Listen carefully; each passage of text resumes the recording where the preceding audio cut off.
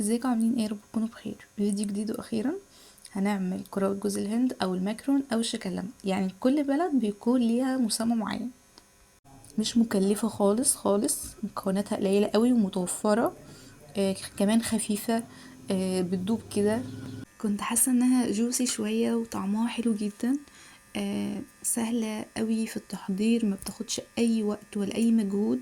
مناسبة قوي لو عملتيها في اي حفلة زي عيد ميلاد او عندك عزومة وعايزة تقدم لهم حاجة سريعة، فدي افضل حل انك تعملي لهم. وكمان في ناس بتحبها كتير قوي. كمان اللي ما بيحبش جوز الهند واتعملت بالطريقة دي جربها هيحبها قوي. تعالوا نشوف طريقتها والمكونات. اول حاجة معايا كوبايتين من جوز الهند، ولكل كوباية جوز هند ربع كوباية سكر، فانا جبت نص كوباية من السكر. معلقة كبيرة من الفانيليا وبيضتين، ومعلقة ونص من السمنة. ما يفضلش الزبدة خالص خالص، ولازم يكون مقدار السكر مناسب لجوز الهند عشان ما تلاقيها فريزت قوي منك في الفرن. هضرب بقى البيض والسكر والفانيليا مع بعض، وهركن السمنة شوية بالشكل ده. لما اوصله هضيف لها سمنة وافضل اضرب فيهم كويس قوي لحد ما السكر يدوب وتلاقوا القوام ده. لو متوفر عندك حليب مكثف يبقى حلو قوي برضو. في ناس بتعملها ببياض البيض، وفي ناس بتعمل جوز الهند على شكل بسكوت بدقيق ونشا وحاجات من دي. بعد كده بقى حطيت جوز الهند بعد ما وصلت القوام ده، فلقيت سوداني كتير قوي قوي قوي في جوز الهند. دي قلة ضمير، والله اعلم برضو. وهي اصلا جوز الهند كانت غامقه، مش عارفه هي بقى مخلطها على بعض ولا حاطط فيها ايه، الله اعلم. المهم ان هي جت ريحه جوز هند وكانت حلوه، بس عيبها انها كان فيها سوداني كتير جدا. بعد كده بقى قلبتها كلها على بعضها، وجبت نطرة صغيرة جدا من البيكنج باودر. خلت طعمها حلو قوي ونفشة، مش مكتومة كده معايا. ده اللي حسيته منها. هزود جوز هند على حسب ما انت شايفاها قدامك. لو عايزة تبقى متماسكة قوي ضيفي جوز هند. جربت بقى معلقة الايس كريم، لقيتها مش مظبطة خالص.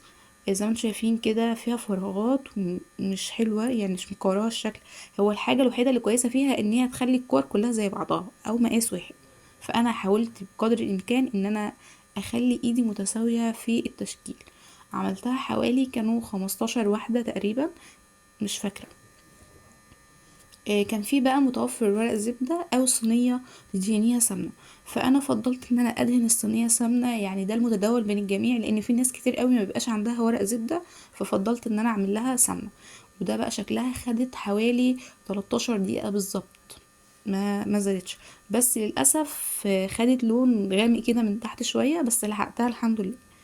كانت حلوة قوي وخفيفة قوي. عايزة اقول لكم ان انا رجعت تاني للقناة بسبب ماري صاحبتي، هي اللي شجعتني بصراحة. وبرضو ماما وباقي صحابي، بس ماري اكتر واحدة شجعتني وقالت لي ان انا ما بفوتش فيديو، ولما بتتأخري عليا بيفرق كتير قوي. حسيت ان مستقبل صحابي معايا، فرجعت. وان شاء الله ان شاء الله استمر في تنزيل فيديوهات.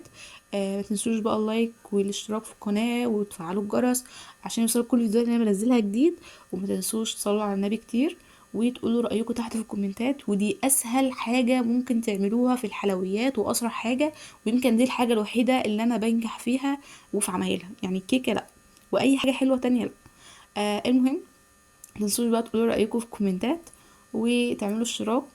وكمان دوسوا على الجرس لو انتوا لسه مش مفعلينه. واشوفكم في فيديو جديد في رعاية الله.